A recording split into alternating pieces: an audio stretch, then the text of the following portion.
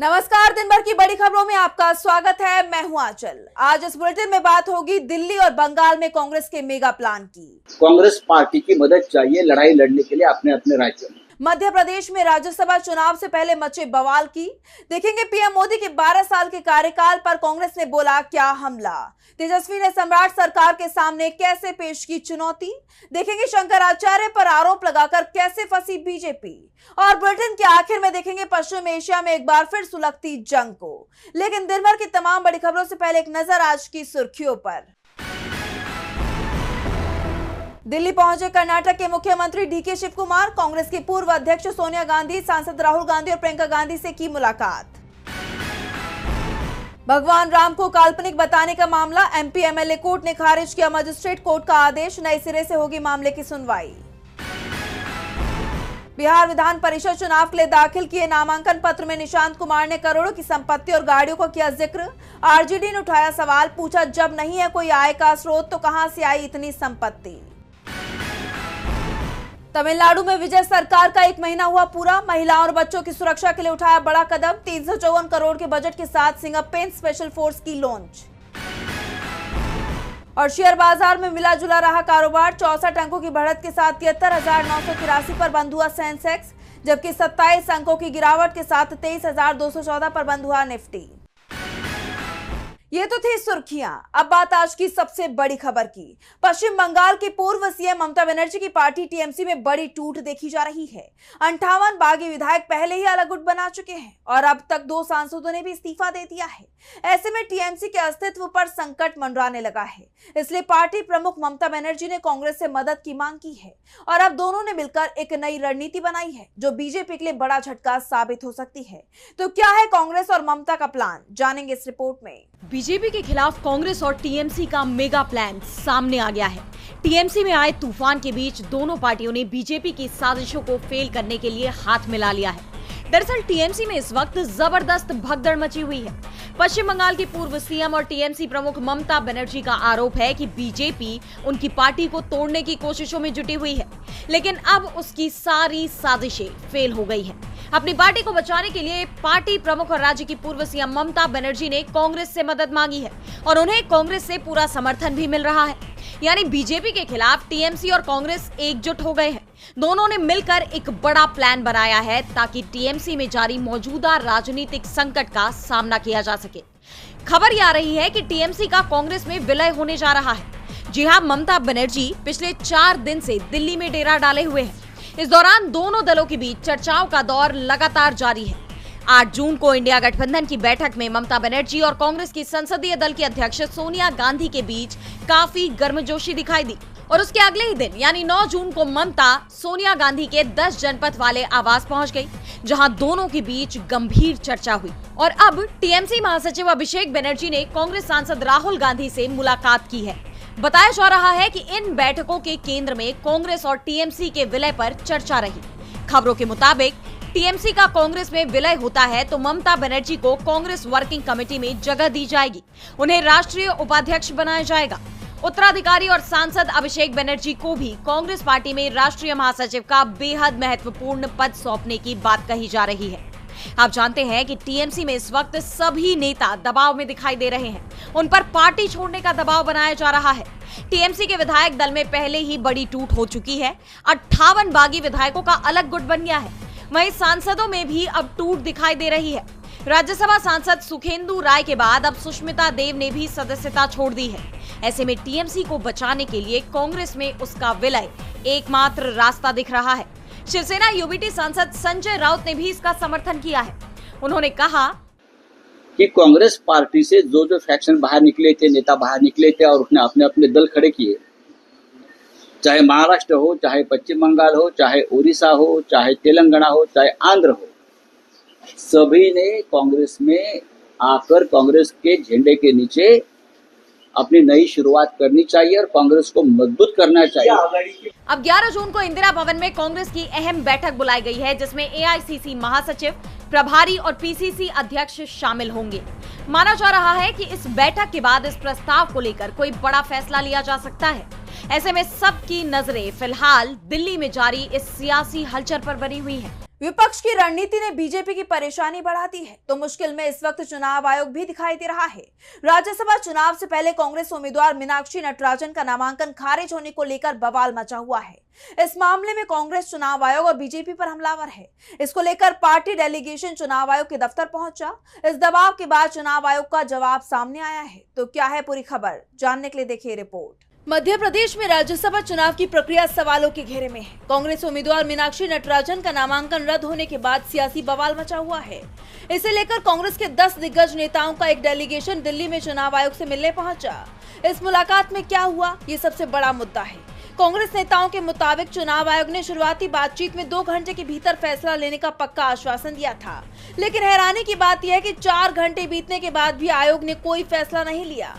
काफी टाल मटोल के बाद आयोग ने केवल ये कहा कि वो शिकायत की जांच करेंगे। कांग्रेस सांसद अभिषेक मनु सिंघवी ने इसे कानून का खुला उल्लंघन बताया है।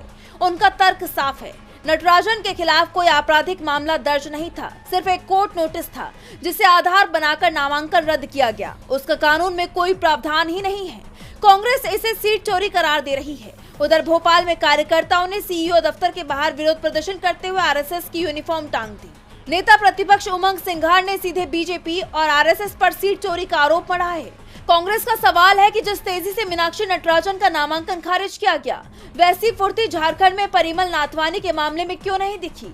वहां गलतियों के बावजूद कार्रवाई नहीं हुई। अब कांग्रेस चुप बैठने के मूड में नहीं दिख रही है। चुनाव आयोग पर दोहरे रवैये के आरोप लग रहे हैं और इसलिए अब पार्टी ने राष्ट्रपति द्रौपदी मुर्मू से हस्तक्षेप की मांग करने का फैसला किया है। अब देखना यह है कि इस मामले में आगे क्या होता है। कांग्रेस के सामने चुनाव आयोग झुकने पर मजबूर हो गया है। बीजेपी पर भी कांग्रेस भारी पड़ती दिखाई दे रही है। मोदी को प्रधानमंत्री बने 12 साल हो गए हैं।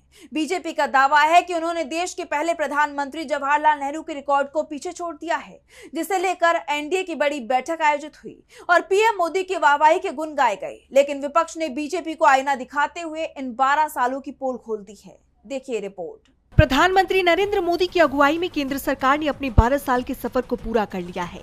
इस मौके पर 10 जून को दिल्ली के भारत मंडपम में एनडीए की बड़ी बैठक आयोजित हुई।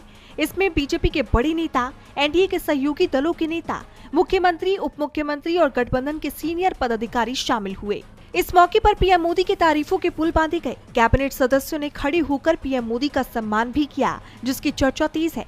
तो दूसरी तरफ कांग्रेस ने सरकार के 12 साल का पूरा काला चिट्ठा खोल कर रख दिया। पार्टी ने एक्स पर पोस्ट किया कि 12 साल में नरेंद्र मोदी ने पेपर लीक, परीक्षा की चोरी, टेंडर में धांधली को संरक्षण देकर इसे संगठित अपराध का सिंडिकेट बना दिया है। जब तक मोदी सरकार, तब तक होता रहेगा युवाओं का भविष्य नीलाम, तब तक चलता रहेगा पेपर लीक का व्यापार। भारत का युवा और जेन ज़ी बहुत निराश और नाराज है।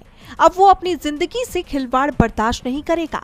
कांग्रेस पार्टी सड़क से संसद तक उनके साथ खड़ी है। बता दें, मोदी सरकार के 12 साल पूरे होने के बाद पीएम मोदी की तुलना नेहरू जी से की जा रही है, जिस पर भड़कते हुए एनसीपी एसपी प्रमुख शरद पवार ने कहा, आजकल ऐसा माहौल बनाया जा रहा है कि प्रधानमंत्री मोदी जैसा कोई दूसरा नेता नहीं है।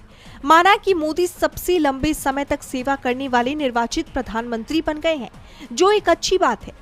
लेकिन नेहरू जी की जगह अलग है और उनकी तुलना किसी और से नहीं हो सकती। नेहरू ने महात्मा गांधी के नेतृत्व में आजादी के लिए कई साल जेल में बिताए थे। भारतीय उनके बलिदानों को कभी नहीं भूल सकते। अब देखना ये होगा कि विपक्ष के इन आरोपों पर बीजेपी क्या सफाई देती है। पीएम मोदी के 12 साल के कार्यकाल पर कांग्रेस ने हमला बोला है, तो बिहार में विपक्ष लगातार डबल इंजन सरकार पर हमलावर दिखाई दे रहा है। राज्य में वित्तीय संकट गहराता दिखाई दे रहा है और अब आरजेडी ने राज्य में वित्तीय हालात को लेकर सम्राट सरकार पर तीखा हमला बोला। सवाल उठ रहे हैं कि क्या बिहार दिवालिया होने के कगार पर है? तो आखिर कैसे बिहार पर गहराया वित्तीय संकट, जानेंगे इस रिपोर्ट में। बिहार में सम्राट चौधरी को सीएम बने अभी ज्यादा वक्त नहीं हुआ है, लेकिन उन पर कई सवाल खड़े हो गए हैं। इस वक्त बिहार के वित्तीय हालात बेहद चिंताजनक हैं, जिस पर नेता प्रतिपक्ष तेजस्वी यादव ने चिंता जाहिर की है। साथ ही राज्य की वित्तीय स्थिति को लेकर बीजेपी सरकार को निशाने पर ले लिया है। तेजस्वी यादव ने सरकार पर सवाल दागे हैं। तेजस्वी ने एक्स पर पोस्ट किया कि क्या बिहार दिवालिया होने के कगार पर है? क्या डबल इंजन सरकार की पूंजी परस्त नीतियों और जनविरोधी निर्णयों से वित्तीय आपातकाल की स्थिति उत्पन्न होने वाली है? बिहार का वित्तीय संकट इतना गंभीर हो चुका है कि कल बिहार कैबिनेट ने मई, जून और जुलाई 2026 की सामाजिक सुरक्षा पेंशन देने के लिए बिहार आकस्मिकता निधि से 3,662 करोड़ रुपए निकालने की स्वीकृति प्रदान की है। आकस्मिकता निधि का इस्तेमाल सरकार के जरिए किसी भी अप्रत्याशित संकट, प्राकृतिक आपदा या वित्तीय विपत्ति के समय जरूरतों को पूरा करने के लिए किया जाता है। तेजस्वी ने आगे कहा कि जिस प्रदेश में अब पेंशन देने के लिए आकस्मिकता निधि का इस्तेमाल होने लगे तो समझ जाइए कि हालत कितने खराब और खतरनाक हो चुके हैं। तेजस्वी ने दावा किया कि 6 महीनों से हम लगातार कह रहे हैं और सर्वविदित भी है कि 4-5 महीनों से बिहार में कर्मचारियों के वेतन और पेंशन संबंधित भुगतान नहीं हो रहा है क्योंकि खजाना खाली है। 1 साल से ज्यादा समय बीतने पर भी ठेकेदारों को भुगतान नहीं हुआ है। तेजस्वी ने इसके साथ ही कई मुद्दे गिनाते हुए कहा, नए प्रोजेक्ट तो दूर, 2023-24 में स्वीकृत कार्य योजनाओं का अभी तक काम शुरू नहीं हुआ है। 2025 और 26 में की गई घोषणाओं का तो जिक्र ही छोड़ दीजिए। बिजली में भारी कटौती की जा रही है, छात्रवृत्ति का पैसा नहीं दिया जा रहा, स्टूडेंट क्रेडिट कार्ड योजना ठप है, फंड की कमी के कारण बिहार राज्य फसल सहायता योजना को भी बंद कर दिया गया है। बिहार के वित्तीय हालात चिंताजनक हैं। आरजेडी नेता ने इस पूरे मामले में सीएम सम्राट चौधरी से जवाब मांग लिया है। अब देखना होगा कि सीएम विपक्ष के आरोपों का जवाब देते हैं या नहीं, और बिहार पर इस वक्त जो संकट गहराता दिखाई दे रहा है उससे बिहार सरकार कैसे निपटती है, ये देखने वाली बात होगी। बिहार की बीजेपी सरकार के सामने बड़ी चुनौती खड़ी हो गई है तो तमिलनाडु की राजनीति में इस वक्त बीजेपी बड़े संकट से गुजर रही है। पूर्व अध्यक्ष अन्नामलाई के पार्टी छोड़ने के बाद अब इस्तीफों की बाढ़ आ गई है। स्टेट सेक्रेटरी और उपाध्यक्ष समेत 16 से ज्यादा बड़े नेताओं ने पार्टी का साथ छोड़ दिया है। तो कैसे राज्य में बिखरती जा रही है बीजेपी, जानेंगे इस रिपोर्ट में। तमिलनाडु बीजेपी के लिए मुसीबतें खत्म होने का नाम नहीं ले रही हैं। पार्टी विधानसभा चुनाव तो नहीं जीत पाई और अब चुनाव के बाद उसको लगातार झटके लग रहे हैं। राज्य में बीजेपी अपने कुनबे को बचाने के लिए पसीने बहा रही है। पार्टी के अंदर इस वक्त भगदड़ जैसे हालात बने हुए हैं। तमिलनाडु बीजेपी के स्टेट सेक्रेटरी अमर प्रसाद ने अपने पद से इस्तीफा दे दिया है।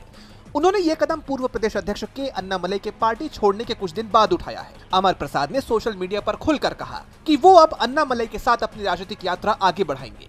ये सिर्फ एक अकेले नेता का फैसला नहीं है। अन्नामलाई के जाने के कुछ ही घंटों बाद बीजेपी को बड़ा झटका लगा। राज्य उपाध्यक्ष करुण नागराजन और 15 अन्य पदाधिकारियों ने भी इस्तीफा दे दिया है। यानी एक के बाद एक इस्तीफों का सिलसिला जारी है। इसने पार्टी की मुश्किलों को और बढ़ा दिया है। वहीं दूसरी तरफ प्रदेश अध्यक्ष नयनार नागेंद्रन बड़े दावे कर रहे हैं। उनका कहना है कि अन्नामलाई के जाने से पार्टी पर कोई असर नहीं पड़ेगा, सब कुछ सामान्य है। लेकिन जमीनी हकीकत इन दावों के बिल्कुल विपरीत है। सच्चाई ये है कि अन्नामलाई तमिलनाडु में बीजेपी का सबसे लोकप्रिय चेहरा थे। कार्यकर्ता उन्हें ही अपना असली नेता मानते हैं। पहले भी जब उनके जन्मदिन पर हमारे नेता वापस जाओ की पोस्टर दिखे थे तो पार्टी को संदेश मिल गया था। अब वही कार्यकर्ता और स्थानीय नेता पार्टी छोड़ रहे हैं। क्या बीजेपी इस बड़े डैमेज को कंट्रोल कर पाएगी? क्या ये इस्तीफों का दौर यहीं थमेगा या आगे भी जारी रहेगा? फिलहाल तमिलनाडु बीजेपी के लिए ये बेहद चुनौती भरा समय है। पार्टी के सामने अब अपना घर बचाने की सबसे बड़ी चुनौती है। तमिलनाडु में बीजेपी बिखरती हुई दिखाई दे रही है तो शंकराचार्य अभिमुक्तेश्वरानंद पर लगे शोषण के आरोप के मामले में बड़ा खुलासा हुआ है। आशुतोष ब्रह्मचारी ने ये खुलासा किया है जिससे बीजेपी बुरी तरह घिर गई है। उस पर शंकराचार्य से बदला लेने के आरोप लग रहे हैं और इस मामले में विपक्ष का दावा सच साबित होता हुआ दिखाई दे रहा है। तो क्या है ये पूरी खबर, जानने के लिए देखिए रिपोर्ट। शंकराचार्य अभिमुक्तेश्वरानंद पर शोषण से जुड़े मामले में बड़ा खुलासा हुआ है। शंकराचार्य पर आरोप लगाने वाले आशुतोष ब्रह्मचारी ने इस मामले में अभिमुक्तेश्वरानंद के खिलाफ शिकायत दर्ज कराई थी, लेकिन अब खुद आशुतोष ब्रह्मचारी ने इस मामले की पोल खोल के रख दी है।